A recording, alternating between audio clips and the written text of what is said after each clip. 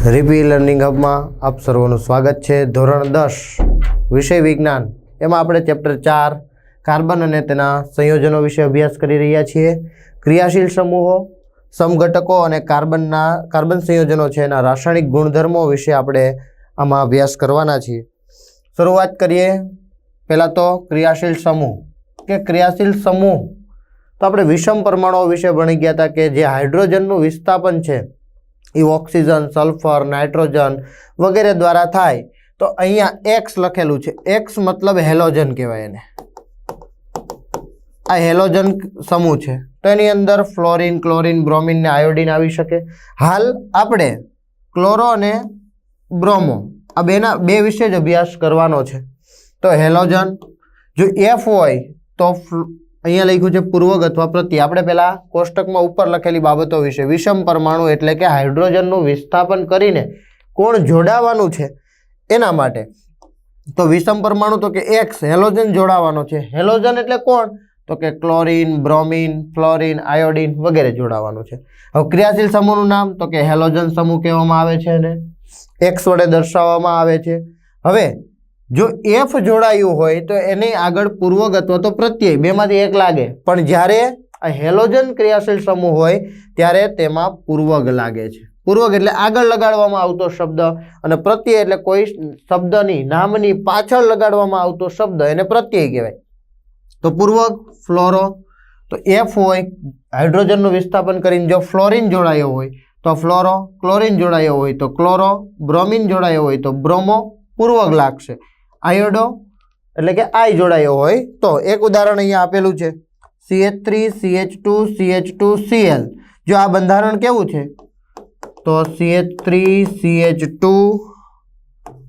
CH2 અને આપણે અહીંયા રાખીએ CH3 જ રાખી દઈએ, CH3 રાખી દઈએ તો આવું બંધારણ છે CH3 CH2 CH3 CH3 CH2 CH3। અહીંયા 3 હાઇડ્રોજન છે એટલે આનું આપણે બંધારણ દોરીએ ફરીથી અલગ અલગ હાઇડ્રોજન દર્શાવીને। તો હું હાઇડ્રોજન લખતો નથી પણ તમને ખ્યાલ આવી ગયો કે અહીંયા જે આ દર્શાવેલો છે લીટો ડેશ કરેલો છે ત્યાં કોઈ હાઇડ્રોજન જોડાયેલો છે। તો આવી રીતે 2 હાઇડ્રોજન અહીંયા હશે, અહીંયા પણ હશે। અહીંયા રહેલો હાઇડ્રોજન છે એનું વિસ્થાપન થાય એટલે આ તૂટે અને એની જગ્યાએ કોણ જોડાણું તો કે ક્લોરિન જોડાણું। તો અહીંયા ક્લોરિન જોડાણો એટલે આ એક અલગ સંયોજન બની ગયું। આને કહેવાય પ્રોપેન। પણ હવે આનું નામ પ્રોપેનથી લઈ શકશો નહીં તો શું થશે તો કે જો અહીંયા આપણે લખ્યું છે કે પૂર્વક કયો લગાડવાનો તો કે ક્લોરિન હોય તો ક્લોરો લગાડવાનો, તો આનું નામ થશે ક્લોરો। હવે આમ આગળ જોવાનું તો કે CH2 CH2 CH3 મતલબ CH3 CH2 CH2 Cl આવું જોડાયેલું છે। તો આ ક્લોરિન છે ક્રિયાશીલ સમૂહ છે હેલોજન સાથે કેટલા કાર્બનની શૃંખલા છે તો કે 1 2 અને 3 કાર્બનની શૃંખલા છે। 3 કાર્બન હોય તો પ્રોપેન કહેવાય એટલે અહીંયા લખશું ક્લોરોપ્રોપેન। એવી જ રીતે અહીંયા આયોડિન જોડાયેલું છે। તો તમે બધા જાણો છો કે જ્યારે હેલોજન ક્રિયાશીલ સમૂહ તરીકે હોય ત્યારે પૂર્વક લગાડવામાં આવે અને પૂર્વક લગાડવાનો, પણ અહીંયા કોણ જોડાયેલું છે આયોડિન, આયોડિન હોય તો આયોડો।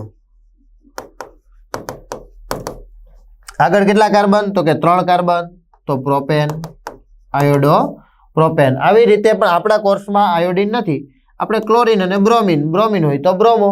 આ રીતે આપણે વિષમ પરમાણુ તરીકે જો હેલોજન જોડાયેલો હોય તો એનું નામકરણ આ રીતે કરી શકીએ છીએ। અને આપણે જો નંબર આ રીતે ના આપી શકીએ, શું કામ ન આપી શકીએ કારણ કે આપણે એનો નિયમ જોયો હતો તો કે જે બાજુએ ક્રિયાશીલ સમૂહ નજીક થતો હોય એ બાજુએથી નંબર આપવો તો આવી રીતે આપશું 1 2 ને 3।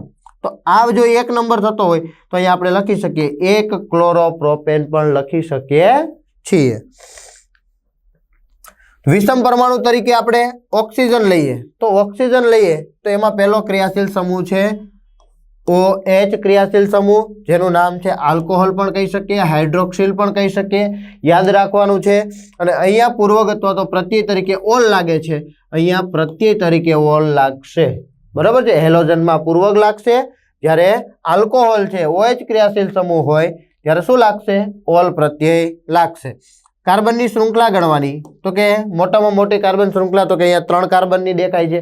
કઈ બાજુથી નંબર આપશું આ બાજુથી ના, શું કામે નહીં? આ ક્રિયાશીલ સમૂહ છે OH હાઇડ્રોક્સાઇડ, હાઇડ્રોક્સિલ, આલ્કોહોલ, બરાબર છે. તો આ બાજુથી નંબર આપવાનો, એ આ કાર્બન ઉપર જોડાયેલો હોવાથી આ બાજુથી નંબર આપશું 1 2 ને 3. તો પહેલા કાર્બન ઉપર OH હોય તો આને પાછળ આપણે પ્રત્યય જ લગાડવાનો છે. પાછળ શું લગાડવાનું છે? પ્રત્યય લગાડવાનો છે. શું નામ થાય? તો કે કાર્બન 3 છે, 3 કાર્બન હોય તો પ્રોપેન.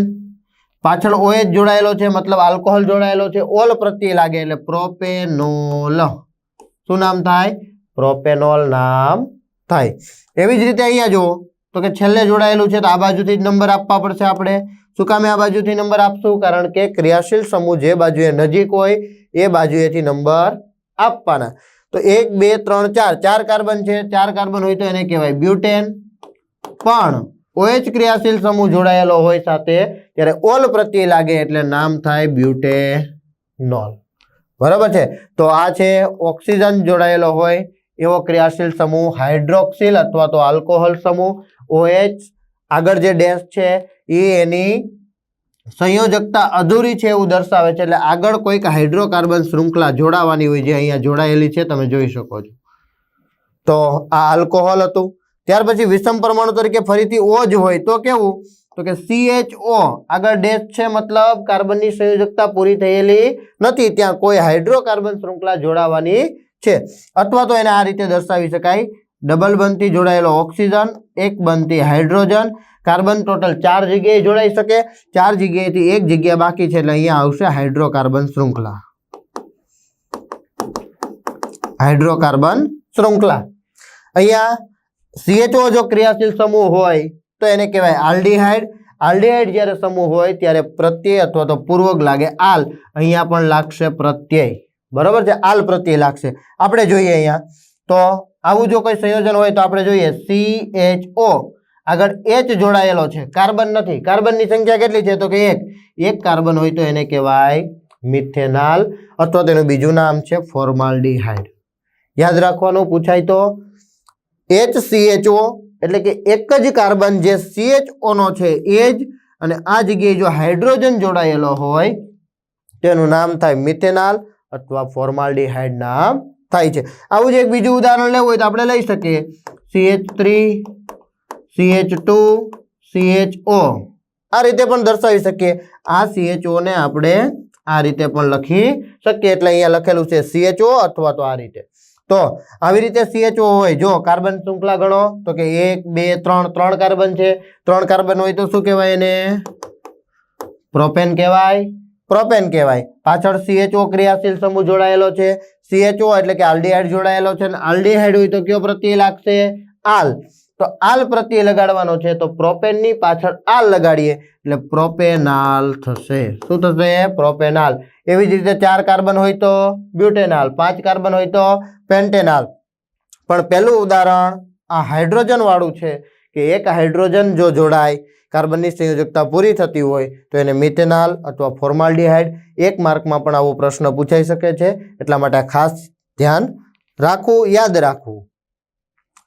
વિષમ પરમાણુ ફરીથી પાછું O તો કોણ? તો કે CO. CO કઈ રીતે? તો કે 2 બંધ અહીંયા ખુલ્લા છે, એનો મતલબ એમ કે આની સંયોજકતા હજી 2 બાકી છે. ઓક્સિજન છે એ દ્વિબંધથી જોડાયેલો છે, ઓક્સિજન છે એ દ્વિબંધથી જોડાયેલો છે, પરંતુ એની 2 ખુલ્લી સંયોજકતા છે. એનો મતલબ એમ કે બંને બાજુ હાઇડ્રોકાર્બન શૃંખલા આવશે. જો અહીંયા એક હાઇડ્રોકાર્બન શૃંખલા આવે, એક નીચે હાઇડ્રોકાર્બન શૃંખલા આવે, એટલે CO છે એ હંમેશા વચ્ચે આવશે. CO મતલબ કે કીટોન. કીટોન મતલબ ઓન પ્રત્યય લાગશે. શું લાગશે? પ્રત્યય લાગશે. હેલોજનમાં જ માત્ર પૂર્વક લાગશે, બાકી બધે જ પ્રત્યય તરીકે પ્રત્યય લાગશે. અહીંયા કીટોનમાં ઓન પ્રત્યય લાગશે, કીટોન કહેવાય. CO ક્રિયાશીલ સમૂહ છે, આગળ 2 ડેશ છે મતલબ એની સંયોજકતા માટે 2 હાઇડ્રોકાર્બન શૃંખલા જોડાવી જોઈએ. તો અહીંયા CH3 CO CH3 આપેલું છે. CO અહીંયા એક હાઇડ્રોકાર્બન શૃંખલા એટલે આપણે CH3 જોડ્યું, એક બીજી જગ્યાએ તો CH3 જોડ્યું. આનું નામ છે એસિટોન. શું કહેવાય? એસિટોન. આ એનું એક પ્રચલિત નામ છે, બીજું નામ. પ્રચલિત નામ સિવાય બીજું નામ તો આપણે જો અહીંયા કેટલા કાર્બન છે? તો કે 1 2 3. આપણે કોઈ પણ ક્રિયાશીલ સમૂહ હોય એનો કાર્બન ગણવાનો જ. તો અહીંયા 3 કાર્બન છે, 3 કાર્બન હોય તો પ્રોપેન કહેવાય. અને પ્રોપેન હોય ને પાછળ જો કીટોન સમૂહ હોય વચ્ચે અને પ્રત્યય કયો લાગશે તો કે ઓન લાગશે એટલે પ્રોપેનોન થશે। એવી જ રીતે 1 2 3 4 4 કાર્બન હોય તો એનું નામ થાય બ્યુટેન। પણ જોવાનું કયો ક્રિયાશીલ સમૂહ છે તો કે CO એટલે કે કીટોન એટલે કે ઓન પ્રત્યય લાગશે તો નામ થશે બ્યુટેનોન। શું નામ થશે બ્યુટેનોન થશે। એવી જ રીતે વિષમ પરમાણુ તરીકે જો ફરીથી પેલું હતું હેલોજન, ત્યાર પછી હતું આલ્કોહોલ, ત્યાર પછી આપણે જોયું આલ્ડીહાઇડ, ત્યાર પછી જોયું કીટોન અને હવે જોઈએ છીએ ફરીથી O વિષમ પરમાણુ તરીકે હોય એટલે કે ક્રિયાશીલ સમૂહની હાજરીમાં કઈ હોય ક્રિયાશીલ સમૂહ તો કે COOH આગળ ડેશ છે મતલબ આગળ હાઇડ્રોકાર્બન શૃંખલા આવવાની છે। એને કઈ રીતે દર્શાવી શકાય તો કે એક ઓક્સિજન છે દ્વિબંધથી જોડાયેલો હોય, જ્યારે OH છે એ સિંગલ બંધથી જોડાયેલો હોય છે। આ જે છે એને કહેવાય કાર્બોક્સિલિક એસિડ। કાર્બોક્સિલિક એસિડ હોય તો ફરીથી પ્રત્યય લાગશે ઓઇક એસિડ। એનું એક ઉદાહરણ જોઈએ। ફરીથી જે સંયોજકતા તમે જોઈ શકો છો કે એક બાજુએ બંધ છે, એક બાજુ છે મતલબ એક બાજુએ હાઇડ્રોકાર્બન શૃંખલા આવશે અને હાઇડ્રોકાર્બન શૃંખલા એટલે આવી કોઈ શૃંખલા કાર્બન અને હાઇડ્રોજનની શૃંખલા। તો એક બાજુએ જો હાઇડ્રોકાર્બન શૃંખલા આવે તો આપણે પહેલા H જોડીએ છીએ, હાઇડ્રોજન જોડીએ તો શું નામ થશે તો કેટલા કાર્બન થયા એક કાર્બન થયો। એક કાર્બન હોય તો મિથેન, પાછળ શું લાગે ઓઇક એસિડ એટલે મિથેનોઇક એસિડ નામ થશે। અને બીજું નામ છે એનું ફોર્મિક એસિડ। પેલું હતું ફોર્માલ્ડીહાઇડ, મિથેનાલ, અહીંયા છે ફોર્મિક એસિડ અને મિથેનોઇક એસિડ। એનું એક બીજું સંયોજન જોઈએ આપણે। હવે એક જ ડેશ છે મતલબ આગળ ગમે તે જોડી શકીએ। આપણે જોડીએ CH3COOH, ખૂબ જ પ્રચલિત CH3COOH શું નામ થાય એસિટિક એસિડ। શું નામ થાય એસિટિક એસિડ। એસિટિક એસિડ સિવાય બીજું શું નામ થાય વિનેગાર કહી શકીએ, સરકો કહી શકીએ। આ ઉપરાંત જો કેટલા કાર્બન છે તો કે 2 કાર્બન છે। 2 કાર્બન હોય ને પાછળ ઓઇક એસિડ લગાડીએ, 2 કાર્બન એટલે શું થાય 2 કાર્બન એટલે ઇથેન અને ઓઇક એસિડ લાગે એટલે ઇથેનોઇક એસિડ નામ થશે। તો CH3COOH ખૂબ જ પ્રચલિત છે, ઘણી વખત એક્ઝામમાં હશે। આ ઉપરાંત એસ્ટરીકરણ પ્રક્રિયામાં પણ આનો ઉપયોગ થાય છે। તો આ હતો આપણો ક્રિયાશીલ સમૂહો। જે ક્રિયાશીલ સમૂહમાં પહેલા આપણે જોયું હેલોજન, ત્યાર પછી આલ્કોહોલ, ત્યાર પછી આલ્ડીહાઇડ, ત્યાર પછી કીટોન અને છેલ્લે જોયું કાર્બોક્સિલિક એસિડ। હવે જોઈએ બંધારણીય સમઘટકો એટલે શું। તો અણુસૂત્ર જેના સમાન હોય પરંતુ બંધારણીય સૂત્રો અલગ અલગ હોય તો એવા જે કોઈ પણ સંયોજનો છે એને બંધારણીય સમઘટકો કહે છે। આણ્વીય સૂત્ર એટલે કે અણુસૂત્ર સમાન હોય પરંતુ બંધારણીય સૂત્ર કેવા છે અલગ અલગ છે તો એને બંધારણીય સમઘટકો કહેવાય। આપણે બ્યુટેનના બંધારણીય સમઘટકો જોઈએ તો બ્યુટેન એટલે આપણે પહેલા બંધારણ દોરી દઈએ, છૂટું છૂટું દોરીએ। બ્યુટેન એટલે 4 કાર્બન છે, એન પ્રત્યય એટલે બધા વચ્ચે સિંગલ બંધ છે। જેટલી સંયોજકતા બાકી છે એ આપણે હાઇડ્રોજનથી સંતોષી દઈએ તો અહીંયા 3 હાઇડ્રોજન, 3 ને 2 5 અને 2 7 ને 3 10 એટલે કે C4H10 આ એનું અણુસૂત્ર થયું। ઓકે, હવે આપણે એના બંધારણીય સમઘટકો જોવા છે તો આને શું કહેવાય તો કે એક સીધી શૃંખલામાં છે, સરળ શૃંખલામાં છે એટલે આને આપણે કહીએ નોર્મલ બ્યુટેન। શું કહીએ નોર્મલ બ્યુટેન। તો અહીંયા એક એનું બંધારણ આપેલું છે normal butane CH3CH2CH2CH3 butane, normal butane. આ ઉપરાંત બીજું બંધારણ જોઈએ। જો આપણું અણુસૂત્ર શું છે C4H10, અણુસૂત્ર સમાન રહેવું જોઈએ। એનું એક જે આપણે લાસ્ટ ટાઈમ ઉદાહરણ જોયું અહીંયા લખી દઉં છું તો CH3CH2CH2CH3 4 કાર્બન છે બરાબર છે। હવે અહીંયા જુઓ એને શું કર્યું તો કે એક છેલ્લો કાર્બન છે એને ઉચકી લેવાનો, ઉચકીને ક્યાં મૂકવાનો તો કઈ વચ્ચે જોડી દઈએ CH3 CH3 બરાબર છે 1 2 3 ને એક હાઇડ્રોજન મૂકી દીધો એટલે કાર્બનની સંયોજકતા પૂરી થઈ ગઈ. તો CH3 CH CH3 ને બીજા કાર્બન ઉપર જ્યાં CH છે ત્યાં નીચે શું લટકાવી દીધું તો કે CH3 લટકાવી દીધું. લટકાવી દીધું મતલબ તો કે ત્યાં મૂકી દીધું, આપણે એ સ્થાને મૂકી દીધું. હવે આપણે બંધારણીય સમઘટક કોને કહેવાય તો કે અણુસૂત્ર સમાન હોય પરંતુ બંધારણીય સૂત્ર અલગ અલગ હોય. પહેલું આપણે આવું જોયું હતું જેને કહેવાય N બ્યુટેન, એને કહેવાય N બ્યુટેન. આપણે અહીંયા કંઈક આવું જોયું. હવે આપણે એમ કીધું હતું કે નામકરણ માટે એના કાર્બન શૃંખલાની જે લાંબામાં લાંબી શૃંખલા હોય એટલે કે દીર્ઘતમ કાર્બન શૃંખલા હોય તો તમે જોઈ શકો છો કે આડી લીટીમાં 3 કાર્બન, ઊભી લીટીમાં 2 કાર્બન. મોટી કઈ થઈ તો કે આ 1 2 3 આવી રીતે નંબર આપી દેવાનો. બીજા કાર્બન ઉપર કોણ છે તો કે મિથાઇલ સમૂહ છે. કયો છે? મિથાઇલ સમૂહ. કઈ રીતે તો કે CH4 ને શું કહેવાય? મિથેન કહેવાય. જ્યારે એક હાઇડ્રોજનનું વિસ્થાપન થાય એટલે CH3 થઈ ગયો, આગળ એક બંધ આવી ગયો. આને કહેવાય મિથાઇલ સમૂહ. આને કહેવાય મિથાઇલ સમૂહ. બરોબર છે. તો આ મિથાઇલ સમૂહ ક્યાં જોડાયેલો છે તો કે બીજા કાર્બન ઉપર છે. તો બીજા કાર્બન ઉપર જ્યારે મિથાઇલ સમૂહ જોડાયો હોય તો એને કહેવાય 2 મિથાઇલ. બીજા કાર્બન ઉપર મિથાઇલ 2 મિથાઇલ કેટલા કાર્બનની શૃંખલા તો કે 3 કાર્બનની શૃંખલા, તો એને કહેવાય પ્રોપેન. તો 2 મિથાઇલ પ્રોપેન થશે. બીજું નામ શું થાય તો કે આને આઇસોબ્યુટેન પણ કહેવાય. હવે આપણને એમ થાય કે આ કઈ રીતે નામકરણ કર્યું તો શાખામાં હોય અને આઈસો વડે દર્શાવવામાં આવે. બધા જ કાર્બનની ગણતરી થાય એટલે તમે જોઈ શકો છો કે 4 કાર્બન છે, 1 2 3 અને 4 એટલે આઇસોબ્યુટેન. પણ ઉપરનું જે નામકરણ છે એમાં જો ખાસ બીજા કાર્બન ઉપર CH3 લટકતો છે એટલે કે બીજા કાર્બન ઉપર જોડેલો છે તો એનું નામકરણ તો આપણે અહીંયા કરી દીધું મિથાઇલ. બરોબર છે. તો આ ગણાઈ ગયો. હવે કેટલા વધ્યા તો કે 3 વધ્યા એટલે 2 મિથાઇલ પ્રોપેન. જો આઈસો વડે નામકરણ કરીએ છીએ ત્યારે તમામ કાર્બન ગણવાના રહેશે. જે શાખામાં હોય એ પણ અને સીધી શૃંખલામાં હોય એ પણ સાથે ગણી લેવાના તો જ આઈસો લાગશે. તો આઇસોબ્યુટેન અથવા 2 મિથાઇલ પ્રોપેન વડે દર્શાવી શકીએ છીએ. હવે જો ત્રીજું સમઘટક આનું આપણે ટેલી કરી લઈએ કે C4H10 થાય છે કારણ કે આપણે જો વધતું ઘટતું ઘણું બધું કરી નાખ્યું. અહીંયા 3 હાઇડ્રોજન, 3 ને 3 6, 3 9 ને 1 10. ઓકે, 10 હાઇડ્રોજન થઈ ગયા. કાર્બન 1 2 3 4 4 કાર્બન પણ થઈ ગયા. તો બંનેનું અણુસૂત્ર સમાન છે.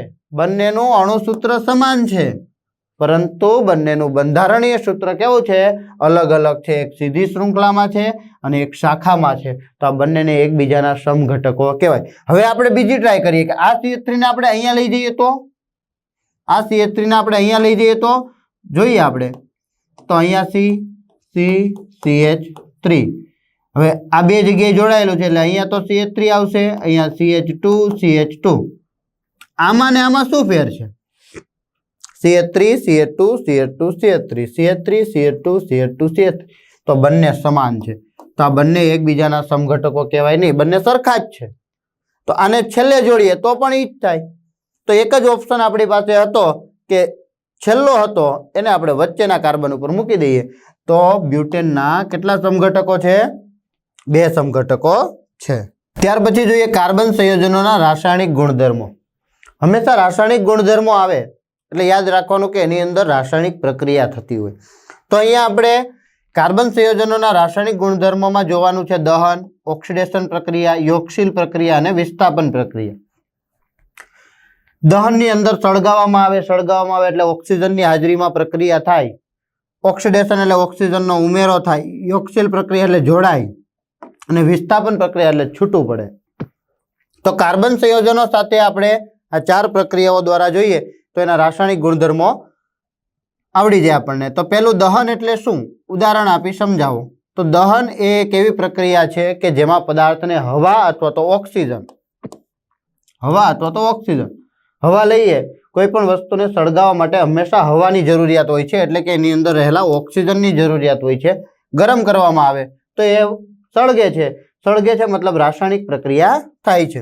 તો આ પ્રક્રિયામાં કાર્બન તેના બધા જ અપર રૂપોમાં તો ગ્રેફાઇટ છે, હીરો છે એ હવામાં દહન પામીને કાર્બન ડાયોક્સાઇડ સાથે ઉષ્મા અને પ્રકાશ મુક્ત કરે છે। ઉષ્મા મુક્ત કરે મતલબ આપણે સળગાવીએ છીએ કોઈ વસ્તુને તો ગરમ લાગે, આપણને તાપમાં હાથ ન રખાય, બરોબર છે, તો ગરમ લાગે એટલે ઉષ્મા મુક્ત કરે છે। આ ઉપરાંત સળગે છે એટલે પ્રકાશ ફેલાય છે, અંધારું હોય તો પ્રકાશ આજુબાજુમાં ફેલાય તો એ પ્રકાશ મુક્ત કરે છે। તો કાર્બન ઓક્સિજનની હાજરીમાં ડેલ્ટા કરવાનું, સળગાવવામાં આવે તો કાર્બન ડાયોક્સાઇડ વાયુ ઉત્પન્ન થાય। આ ઉપરાંત ઉષ્મા અને પ્રકાશ પણ ઉત્પન્ન થતા હોય છે। મોટાભાગના કાર્બન સંયોજનો પણ દહન દ્વારા વધુ માત્રામાં ઉષ્મા અને પ્રકાશ મુક્ત કરે છે। એ આપણે જોયું, કોઈ પણ વસ્તુને સળગાવો, વિશ્વની દરેક વસ્તુમાં ક્યાંક ને ક્યાંક ઓછા વધતા પ્રમાણમાં કાર્બન હોય, ખૂબ જ પુષ્કળ પ્રમાણમાં કાર્બન મળી આવે। એ કાર્બનને તમે સળગાવશો એટલે ઉષ્મા અને પ્રકાશ તો મળશે જ। આ એક પ્રકારની ઓક્સિડેશન પ્રક્રિયા પણ ગણી શકાય। શા માટે? કારણ કે ઓક્સિજનનો ઉમેરો થાય। અહીંયા મિથેન વાયુ, જો ફરીથી અહીંયા કોણ છે? કાર્બન।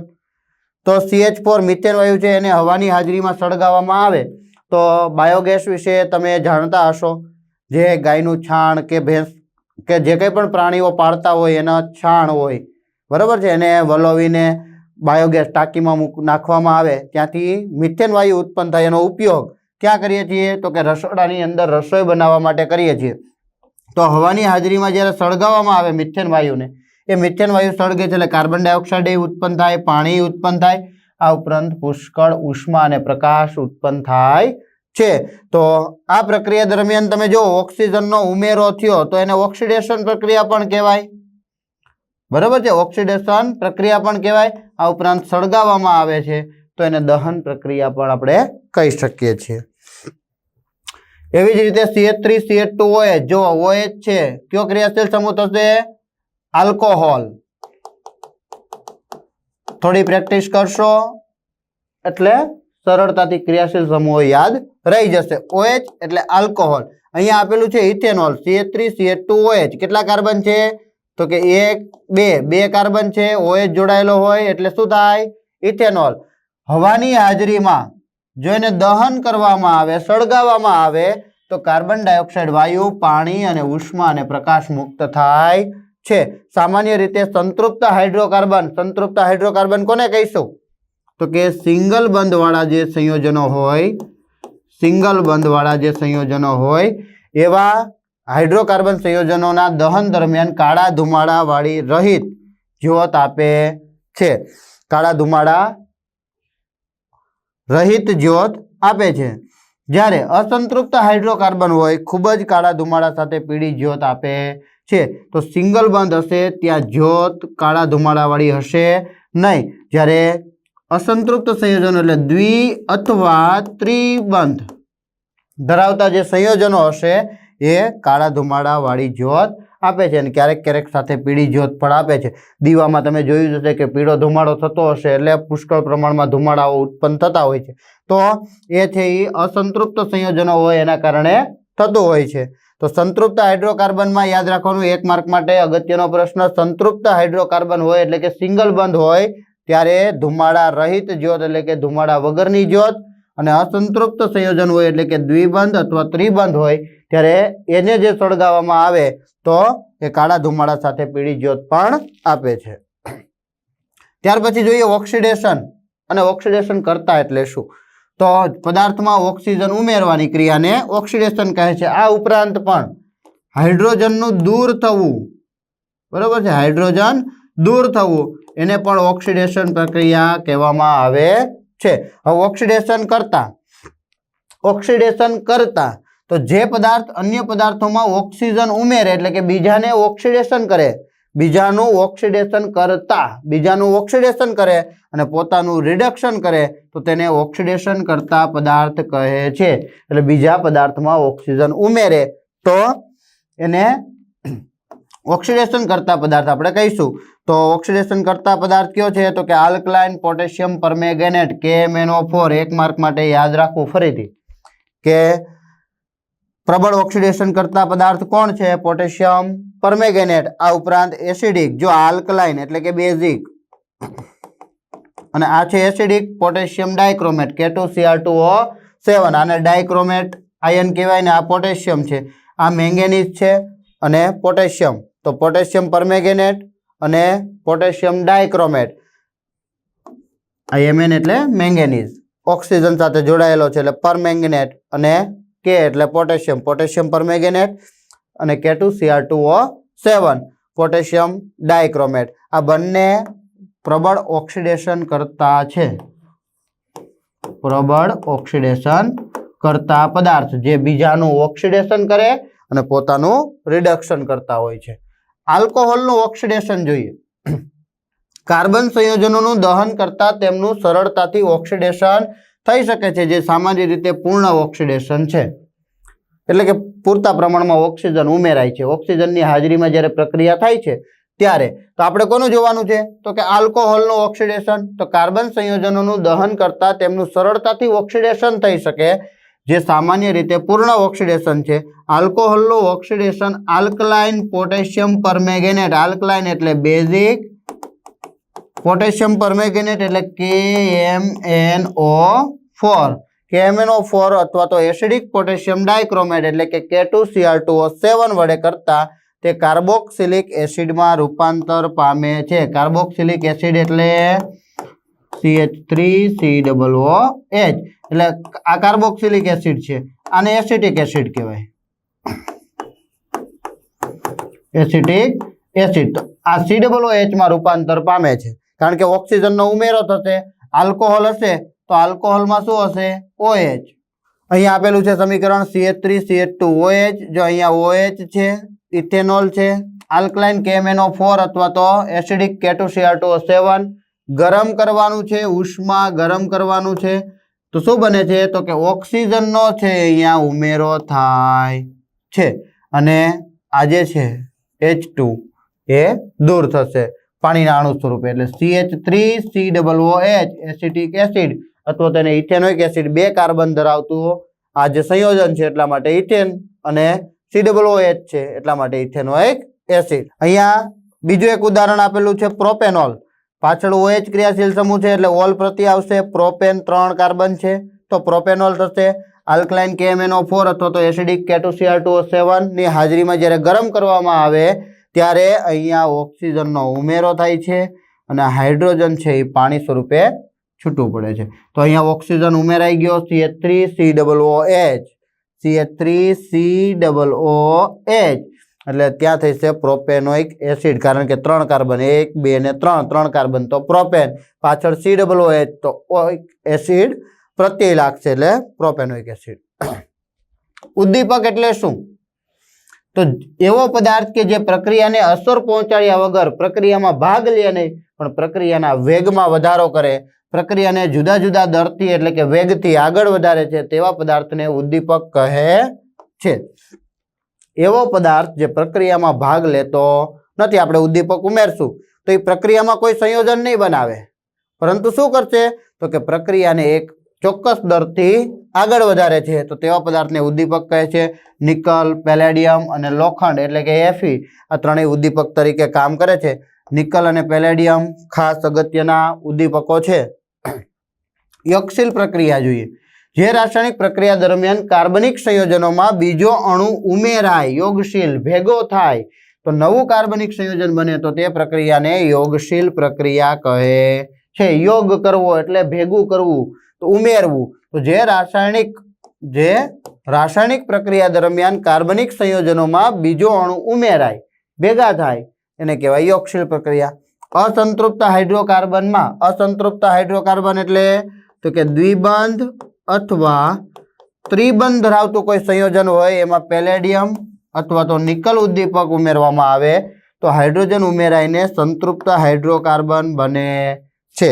સંતૃપ્ત હાઇડ્રોકાર્બન બને છે. જો અહીંયા દ્વિબંધ દર્શાવેલા છે, આ દ્વિબંધ દર્શાવેલા છે, મતલબ કે અસંતૃપ્ત હાઇડ્રોકાર્બન છે. શું નામ થશે તો કે સી, બંને બાજુ સી છે એટલે આલ્કીન આપેલું છે. અહીંયા આર એટલે શું થાય? આર બરાબર આલ્કાઇન. શું થાય? આલ્કાઇન. આલ્કાઇન એટલે શું થાય તો કે હાઇડ્રોકાર્બન સંયોજન આર આર આર આર. એટલે અહીંયા આપણે CH3 લખી શકીએ. બરાબર છે, લખી શકીએ. નિકલ ઉદ્દીપકની હાજરીમાં જ્યારે +H2 લખ્યું છે, મતલબ કે હાઇડ્રોજન ઉમેરાવાનો છે. એ હાઇડ્રોજન અહીંયા ઉમેરાય એટલે આ બંધ તૂટે. આ બંધ તૂટ્યો એટલે કાર્બન કાર્બન વચ્ચે સિંગલ બંધ થયો. સિંગલ બંધ થયો તેની પાસે પોતાના 2 R છે એક કાર્બન પાસે, તો એ બંને R અહીંયા રહ્યા. એવી જ રીતે બીજા કાર્બન પાસે 2 R છે, તો એ 2 R અહીંયા છે. હવે H2 ઉમેરાણો. H2 ઉમેરાણો મતલબ એક હાઇડ્રોજન એની સંયોજકતા જે ઘટતી હતી, કારણ કે 1, 2 અને 3 જગ્યાએ જોડાયેલું છે. એક હાઇડ્રોજન ઘટે તો એ હાઇડ્રોજન ઉમેરાઈ ગયો. 1, 2 અને 3 એક ઘટતો તો એ અહીંયા ઉમેરાઈ ગયો. અને કેવો થઈ ગયો? તો કે અસંતૃપ્તનો સંતૃપ્ત હાઇડ્રોકાર્બન થઈ ગયો. સિંગલ બંધ આવી ગયો. આલ્કેન બની ગયું. આલ્કીનમાંથી આલ્કેન બની ગયું. તો ઉદ્દીપકનો ઉપયોગ અહીંયા થાય છે. અસંતૃપ્ત હાઇડ્રોકાર્બન હોય એમાંથી સંતૃપ્ત હાઇડ્રોકાર્બન કરવા માટે. અહીંયા ત્રિબંધ છે, એક જ R છે. અહીંયા પણ એક R છે. બંને કાર્બન પાસે એક R, એટલે કે અહીંયા આપણે ધારો કે એવું CH3 લઈ શકીએ. અહીંયા પણ આપણે CH3 લઈ શકીએ. બરોબર છે? તો બંને બાજુ CH3 લઈ શકીએ. વચ્ચે ત્રિબંધ છે, એટલે કે અસંતૃપ્ત હાઇડ્રોકાર્બન છે, આલ્કાઇન છે. આઇન પ્રત્યે લાગે છે, આલ્કાઇન. તો નિકલ ઉદ્દીપક છે એની હાજરીમાં 2H2 કેટલા હાઇડ્રોજન ગયા? ટોટલ 4 હાઇડ્રોજન ગયા. જુઓ, એક કાર્બન પાસે એક R છે, તો આ બાજુ એક R મૂકી દીધો. બીજા કાર્બન પાસે બીજો એક R છે, એ પણ અહીંયા મૂકી દીધો. મતલબ ત્યાં CH3 હોઈ શકે. એ આલ્કાઇન સમૂહ છે. આલ્કાઇન સમૂહ એટલે કોઈ પણ હાઇડ્રોકાર્બન ધરાવતું મિથેન હોઈ શકે, ઇથેન હોઈ શકે, પ્રોપેન હોઈ શકે, બ્યુટેન હોઈ શકે. R એટલે CH3 ધારી લઈએ છીએ. તો કેટલા હાઇડ્રોજન આવ્યા? 4. આ કાર્બનની સંયોજકતા એક અહીંયા ને એક અહીંયા 2 જ થઈ. 2 ઘટે છે, તો ઉપર નીચે બંને બાજુએ હાઇડ્રોજનથી એક કાર્બન 4 જગ્યાએ જોડાઈ શકે. તો એ 4 જગ્યાએ જોડાઈ ગયો. એવી જ રીતે આ કાર્બન છે એ એક R જોડાયેલો છે ને એક બીજા કાર્બન સાથે જોડાયેલો, તો 2 હાઇડ્રોજન આવીને ટોટલ આખું સંયોજન છે એ અસંતૃપ્તમાંથી કેવું થઈ જાય છે? સંતૃપ્ત હાઇડ્રોકાર્બન થઈ જાય છે. તો નિકલ ઉદ્દીપક અને પેલેડિયમ ઉદ્દીપક.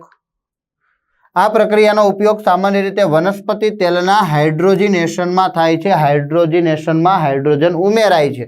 વનસ્પતિ તેલ લાંબી અસંતૃપ્ત હાઇડ્રોકાર્બન શૃંખલા છે. કેવી છે? લાંબી અસંતૃપ્ત કાર્બન શૃંખલા છે. જ્યારે પ્રાણી ચરબી છે એ સંતૃપ્ત હાઇડ્રોકાર્બન શૃંખલા ધરાવે છે. વનસ્પતિમાં કેવી હોય? અસંતૃપ્ત હોય. પ્રાણી ચરબી હોય, આપણી ચરબી, એમાં કેવી હોય? સંતૃપ્ત કાર્બન શૃંખલા હોય. તેથી વનસ્પતિ તેલ અથવા સ્વાસ્થ્યવર્ધક હોય છે. વનસ્પતિ તેલ કેવું હોય? સ્વાસ્થ્યવર્ધક હોય. એટલે જ આપણે સિંગ તેલ ને એ તેલ ખાવા જોઈએ. પ્રાણી ચરબીવાળા કોઈ પણ તેલ ખાવા જોઈએ નહીં. સામાન્ય રીતે પ્રાણી ચરબીમાં શું હોય? તો કે સંતૃપ્ત ફેટી એસિડ હોય, જે સ્વાસ્થ્ય માટે કેવું છે? નુકસાનકારક છે. ખોરાક રાંધવા માટે અસંતૃપ્ત ફેટી એસિડ ધરાવતા તેલ પસંદ કરવા જોઈએ. અને અસંતૃપ્ત કેમાં હોય? તો કે વનસ્પતિમાં હોય છે. વિસ્થાપન પ્રક્રિયા, છેલ્લી પ્રક્રિયા રાસાયણિક ગુણધર્મોમાં. તો કાર્બનિક સંયોજનના અણુમાં રહેલા પરમાણુ કે પરમાણુઓના સમૂહનું અન્ય પરમાણુ કે પરમાણુઓના સમૂહ વડે જ્યારે વિસ્થાપન થાય તો તે પ્રક્રિયાને વિસ્થાપન પ્રક્રિયા કહે છે. કાર્બનિક સંયોજનના અણુ હોય, એ અણુમાં રહેલો પરમાણુ કે પરમાણુઓનો સમૂહ છે, એનું આખું જ વિસ્થાપન થાય, એ છૂટો પડે, એની જગ્યાએ બીજો પરમાણુ કે પરમાણુઓનો સમૂહ જોડાય તો એ પ્રક્રિયાને વિસ્થાપન પ્રક્રિયા કહે છે. અહીંયા સંતૃપ્ત હાઇડ્રોકાર્બન આપ્યું છે, એટલે કે સિંગલ બંધ વાળું સંયોજન અત્યંત બિન પ્રતિક્રિયાત્મક હોય છે. શું કામે? કારણ કે આપણે આગળની પ્રક્રિયા જોઈ કે અસંતૃપ્ત હતું તો શું થયું? અસંતૃપ્ત હતું તો શું થયું?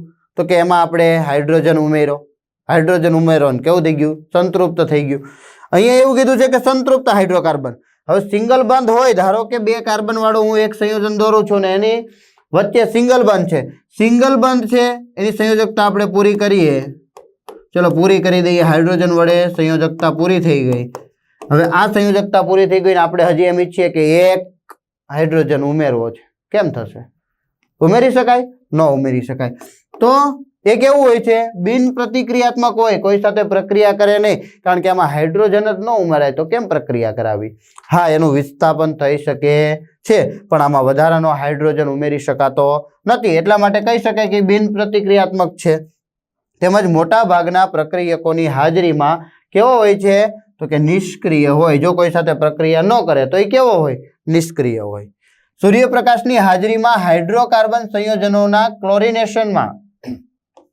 ક્લોરિનેશનમાં એટલે કે ક્લોરીન ઉમેરવાનો છે. ક્લોરિનેશન એટલે ક્લોરીન ઉમેરાય. આવું તમે લાસ્ટ યર પણ ભણી ગયા હશો. ક્લોરિનેશન પ્રક્રિયા, નાઇટ્રિફિકેશન પ્રક્રિયા એટલે કે નાઇટ્રોજન ઉમેરવો.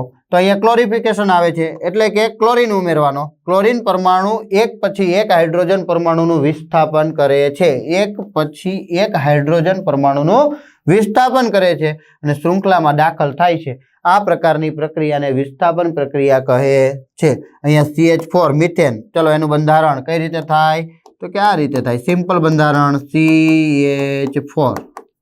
કોણ ઉમેરાય છે? તો કે Cl2 ઉમેરાય છે. કોણ ઉમેરાય છે? Cl2.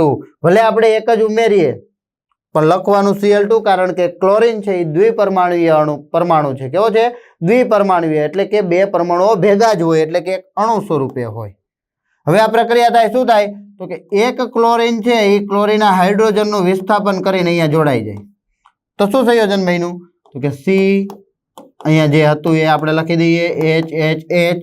હવે આનું વિસ્થાપન થયું ત્યાં ક્લોરીન જોડાઈ ગયું એટલે CH3Cl થઈ ગયું. અહીંયા કોણ છે? હાઇડ્રોજન. હજી એક ક્લોરીન એની પાસે છે તો શું બની જાય? પ્લસ HCl બની જશે. પ્લસ HCl બની જશે. આનું નામ શું થાય? તો કે હમણાં જ આપણે જોઈ ગયા હતા હેલોજન ક્રિયાશીલ સમૂહ. તો હેલોજન ક્રિયાશીલ સમૂહ હોય તો પૂર્વક લાગે એટલે ક્લોરો, આગળ એક કાર્બન વાળો મિથેન જોડાયેલો છે એટલે ક્લોરો મિથેન. આ નામ છે આનું. બરાબર છે? આનું નામ શું થાય? Hydrochloric acid. Hydrochloric acid. આ પ્રક્રિયામાં ઉચ્ચ સમાનધર્મી આલ્કેન સાથે અનેક નિપજોનું નિર્માણ થાય છે. સમાનધર્મી શ્રેણી. બરાબર છે? જોડ્યા જ જઈએ તો ઘણી નિપજોનું નિર્માણ થાય છે. ઘણી બધી નિપજો મળે. અહીંયા CH4 છે, અહીંયા આપણે ઇથેન લઈએ તો અહીંયા કંઈક નિપજ અલગ મળશે. ક્લોરો ઇથેન થઈ જશે. Propane, butane, pentane, hexane, heptane. આવી રીતે કાર્બનની સંખ્યા મોટી કરતા જઈશું. આ ક્લોરીન વિસ્થાપન કરતો જશે અને આપણને નિપજ પણ ઘણી બધી મળે છે. ઇથેનોલના ભૌતિક ગુણધર્મો જણાવો. ભૌતિક ગુણધર્મો શું? તો કે કેવું દેખાય છે? બાહ્ય ગુણધર્મો શું છે? તો શુદ્ધ ઇથેનોલ છે એ રંગવિહીન પ્રવાહી છે. એની અંદર રંગ હોતો નથી. ઇથેનોલનું ગલન બિંદુ કેટલું? 156 કેલ્વિન. જ્યારે ઉત્કલન બિંદુ 351 કેલ્વિન. ગલન બિંદુ શું? તો કે જો એ ઘન પદાર્થમાં હોય તો પીગળવાની શરૂઆત 156 કેલ્વિને કરી દે. જો એ પ્રવાહી અવસ્થામાં હોય તો ઉકળવાની શરૂઆત, વાયુ અવસ્થામાં રૂપાંતર થવાની શરૂઆત 351 કેલ્વિને કરી દે છે. તે પાણીમાં સુદ્રાવ્ય છે. આલ્કોહોલ એટલે વન ટાઈમ ઓફ દારૂ. બરાબર છે? આપણે એને દારૂ કહીએ, આલ્કોહોલ. તો એ પાણીની અંદર દ્રાવ્ય હોય છે તમામ પ્રમાણમાં. થોડું નાખો તોય ભલે, વધારે નાખો તો પણ ભલે. એ કેવું હોય છે? દ્રાવ્ય હોય છે. તે સારો દ્રાવક પણ છે. દ્રાવક એટલે કે એની અંદર જો કોઈ દ્રાવ પદાર્થ ઉમેરવામાં આવે તો સારી રીતે એને દ્રાવ્ય કરી દે છે. ઇથેનોલના ઉપયોગો. શું ઉપયોગો થાય? તો કે ઔદ્યોગિક દ્રાવક તરીકે ઉદ્યોગોમાં એને દ્રાવક તરીકે ઉપયોગ કરવામાં આવે છે. કોઈ પદાર્થની અંદર જો દ્રાવ્ય કરવો હોય તો આના દ્વારા કરી શકે છે. દવાઓ જેવી કે ટિંક્ચર આયોડિન એટલે કે આયોડિનનું આલ્કોહોલમાં બનાવેલું દ્રાવણ એટલે કે આયોડિનને આલ્કોહોલમાં દ્રાવ્ય કરવામાં આવે તો એને ટિંક્ચર આયોડિન કહેવામાં આવે છે. કફ સિરપ છે તેમજ અનેક ટોનિક્સમાં, દવાઓમાં એનો ઉપયોગ થતો હોય છે. તો એ ઇથેનોલનો ઉપયોગ થાય છે. લીકર, વાર્નિશ તથા અત્તર જેવા સુગંધિત દ્રવ્યો, આ સુગંધિત દ્રવ્યો માટેના પદાર્થો છે. તો એ સુગંધિત દ્રવ્યોની બનાવટમાં પણ આપણે ઇથેનોલનો ઉપયોગ કરતા હોય છે. ચેપનાશક તરીકે કોઈ ઘા લાગ્યો હોય અને ત્યાં પાકતું હોય તો એ ત્યાં ચેપ ન લાગે એના માટે પણ એનો ઉપયોગ થાય છે. શુદ્ધ આલ્કોહોલ એટલે કે નિરપેક્ષ આલ્કોહોલ નશાયુક્ત પીણાની બનાવટમાં, પરિશુદ્ધ આલ્કોહોલ પણ કહી શકીએ, એમાં પણ એનો ઉપયોગ થાય છે. રેક્ટિફાઈડ સ્પિરિટ એ પણ પહેલા સ્પિરિટનો ઉપયોગ થતો હતો ઘાવ સાફ કરવા માટે. ઘા જે લાગ્યું હોય, પડી ગયા હોય, સોલાણું હોય અને એને સાફ કરવા માટે પણ સ્પિરિટનો ઉપયોગ કરાતો હતો. તો એની બનાવટમાં પણ ઇથેનોલનો ઉપયોગ થાય છે. ઇથેનોલની રાસાયણિક પ્રક્રિયાઓ. તો આલ્કોહોલની સોડિયમ ધાતુ સાથે પ્રક્રિયા કરવામાં આવે. એક ટેસ્ટ ટ્યુબમાં થોડોક આલ્કોહોલ લઈએ અને સોડિયમ છે એ તો ધડાકા કરે પાણી સાથે, પણ જો નાનકડા ટુકડાને તમે સોડિયમ એટલે કે સોડિયમના નાનકડા ટુકડાને જો ઇથેનોલ ભરેલી ટેસ્ટ ટ્યુબમાં કસનળીની અંદર નાખવામાં આવો તો ખૂબ જ ગતિ કરતો તમને જોવા મળે છે અને હાઇડ્રોજન વાયુ ઉત્પન્ન કરે છે. તો ધાતુ સાથેની પ્રક્રિયા ઇથેનોલમાં OH સમૂહની એને ધાતુ સાથેની પ્રક્રિયાથી સોડિયમ ઇથોક્સાઇડ બને છે અને કોણ ઉત્પન્ન થાય છે? હાઇડ્રોજન વાયુ ઉત્પન્ન થાય છે. એટલે કસનળીમાં તમને સોડિયમનો ટુકડો ઝડપથી ગતિ કરતો હોય એવું જણાય છે. લીકર, વાર્નિશ તથા અત્તર જેવા સુગંધિત દ્રવ્યોની બનાવટમાં આ બધું જ આપણે જોઈ ગયા છે ચેપનાશક તરીકે. તો આલ્કોહોલની સોડિયમ ધાતુ સાથેની પ્રક્રિયા, ઇથેનોલમાં OH સમૂહની એને ધાતુ સાથેની પ્રક્રિયાથી શું થાય છે? તો કે સોડિયમ ઇથોક્સાઇડ અને H2 વાયુ ઉત્પન્ન થાય છે. એની પ્રક્રિયા અહીંયા આપેલી છે. ઇથેનોલ આપેલું છે, 1 અને 2 કાર્બન, 2 કાર્બન હોય તો એને કહેવાય ઇથેન, પાછળ OH ક્રિયાશીલ સમૂહ છે એટલે થાય ઓલ પ્રત્યય લાગે એટલે ઇથેનોલ, પ્લસ એની સોડિયમ સાથે પ્રક્રિયા થાય તો સોડિયમ સાથે પ્રક્રિયા થાય, જો આ H અહીંથી દૂર થાય ને આ એની સાથે જોડાઈ જાય એટલે CH3CH2 CH3CH2O Na એને કહેવાય સોડિયમ ઇથોક્સાઇડ, સોડિયમ ઇથોક્સાઇડ અને ડાયહાઇડ્રોજન વાયુ છૂટો પડે છે. અસંતૃપ્ત હાઇડ્રોકાર્બન આપતી પ્રક્રિયા, અસંતૃપ્ત હાઇડ્રોકાર્બન આપતી પ્રક્રિયા, એસિડ સાથેની પ્રક્રિયા, નિર્જલીકરણ પ્રક્રિયા, પાણીનો અણુ દૂર કરવાની પ્રક્રિયા. યાદ રાખવાનું નિર્જલીકરણ કરતા તરીકે કોણ વપરાય છે? H2SO4. ઇથેનોલને વધુ પ્રમાણમાં સાંદ્ર H2SO4 સાથે જ્યારે 443 કેલ્વિન તાપમાને ગરમ કરવામાં આવે છે ત્યારે ડિહાઇડ્રેશન એટલે કે પાણીનો અણુ દૂર થાય છે. નિર્જલીકરણ પાણીનો અણુ દૂર કરવો, પાણીનો એક અણુ મુક્ત થઈને શું બને છે? ઇથિન બને છે. ઇથિન, ઇન પ્રત્યય એટલે આલ્કીન, આલ્કીન એટલે દ્વિબંધ. કેવા? દ્વિબંધ. તો આપણે પેલા ઇથેનોલ તો CH3CH2OH થશે, CH3CH2OH શું થાય છે? તો કે પાણીનો અણુ દૂર થાય છે. કોની હાજરીમાં? સાંદ્ર સલ્ફ્યુરિક એસિડની હાજરીમાં. કેટલું તાપમાન? 443 કેલ્વિન તાપમાને ગરમ કરવામાં આવે છે, ઉષ્મા આપવામાં આવે છે. તો શું થયું? તો કે અહીંથી જ્યારે H2O દૂર થયું, હવે બે બાજુ CH2CH2 વધ્યા, CH2CH2 વધ્યા તો કાર્બન કાર્બન વચ્ચે શું થઈ જાય છે? તો કે દ્વિબંધ થઈ જાય છે. કાર્બન કાર્બન વચ્ચે શું થઈ જાય છે? દ્વિબંધ થઈ જાય છે. એટલે આ શું બન્યું? ઇથિન, આલ્કીન બન્યું અને પાણીનો અણુ છૂટો પડે છે કારણ કે આ પ્રક્રિયાને જ નિર્જલીકરણ કહે છે. પાણીનો અણુ દૂર થવો ફરજિયાત છે. આલ્કોહોલ જીવિત મનુષ્ય પર કેવી રીતે અસર કરે છે? જ્યારે વધુ માત્રામાં ઇથેનોલનું સેવન કરવામાં આવે ત્યારે તે ચયાપચયની ક્રિયાને ધીમી કરે છે. ચય અને અપચય એટલે કે પાચન અને અપાચનની ક્રિયાને, એટલે કે મોટા ભાગનો ખોરાક છે ખાધા પછી પચતો નથી. ક્યારે? જ્યારે એનું વધુ માત્રામાં સેવન કરવામાં આવે ત્યારે. ઉપરાંત મધ્યસ્થ ચેતાતંત્રને નિર્બળ બનાવે છે. મધ્યસ્થ ચેતાતંત્ર એટલે તો કે શરીરની અંદર રહેલા ભાગમાં મગજ અને કરોડરજ્જુ છે એને ધીમું બનાવે એટલે લથડિયા ખાતો મગજ વિચારવાનું બંધ કરી દે છે. તો નિર્બળ બનાવે છે. પરિણામે જીવિત મનુષ્યમાં તાલમેલની ઉણપ, મગજને કરોડરજ્જુ જો કામ કરતું બંધ થઈ જાય, હું હાથ ઊંચો કરું તો એના માટે પાછળ કોણ જવાબદાર? તો કે કરોડરજ્જુ. હું કાંઈ વિચારું છું તો એ વિચારવાનું અને કામ કરવાનું જ ક્રિયા બંધ થઈ જાય તો તાલમેલની ઉણપ સર્જાય છે. માનસિક દુવિધા, આળસ, સામાન્ય નિરોધન ઘટાડે છે. અંતે વ્યક્તિ બેહોશ થઈ જાય છે, એની શક્તિઓને ઘટાડી દે છે. ઇથેનોલ ક્યારે? આ વધુ માત્રામાં લઈએ ત્યારે. ઇથેનોલના સેવન દરમિયાન વ્યક્તિ માનસિક તાણમાં રાહત અનુભવે. જો શું થાય? ખૂબ જ વ્યક્તિ માનસિક તાણ હોય, થાકી ગયો હોય ત્યારે એ જો આલ્કોહોલનું સેવન કરે તો રાહત અનુભવે છે. પરંતુ તેની વિચારવાની સૂઝ, સમય નિયંત્રણ સૂઝ તથા સ્નાયુઓના તાલમેલમાં ગંભીર રીતે ઘટાડો થાય છે. હા, રિલેક્સ અનુભવે પણ કેટલા બધા નુકસાન?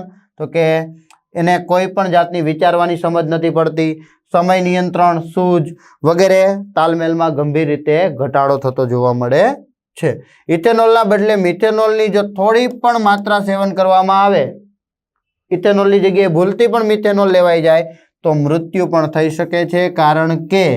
કારણ કે યકૃતમાં મિથેનોલ CH3OH એક કાર્બન મિથેન OH મિથેનોલ ના ઓક્સિડેશનથી મિથેનાલ બની જાય. શું બની જાય? ઓક્સિડેશન ઓક્સિજન ઉમેરાય તો શું થઈ ગયું? CHO HCHO મિથેનોલ બની ગયું, જે યકૃત કોષોના ઘટાડો સાથે ત્વરિત પ્રક્રિયા કરી જીવરસનું સ્કંદન કરે છે. સ્કંદન એટલે ઈંડાને ગરમ કરતા પ્રવાહીનું ઘનમાં રૂપાંતર થાય એવું કોષોની અંદર થઈ જાય. આ ઈંડાને ગરમ કરીએ તો અંદરનું પ્રવાહી છે શેમાં રૂપાંતર પામે? ઘનમાં. બોઇલ તમે જોયા હશે, બરોબર છે, એને ગરમ કરવામાં આવે તો કેવો થઈ જાય છે? ઘન પદાર્થ થઈ જાય છે. તો એવી જ રીતે જીવરસ છે એટલે કે કોષરસ છે, એ યકૃતના કોષો છે એ કેવા થઈ જાય છે? ઘન થઈ જાય છે. મિથેનોલ દ્રષ્ટિચેતા એટલે કે આંખ પર અસર કરે છે. આંખ ક્યારેક ગુમાવે પણ છે, તેનાથી વ્યક્તિ અંધ પણ થઈ શકે છે. આમ આલ્કોહોલનું સેવન જીવિત મનુષ્ય પર ગંભીર અસર પહોંચાડે છે. Thank you. તમે રીપી લર્નિંગ હબ સાથે જોડાયેલા રહો. Thank you.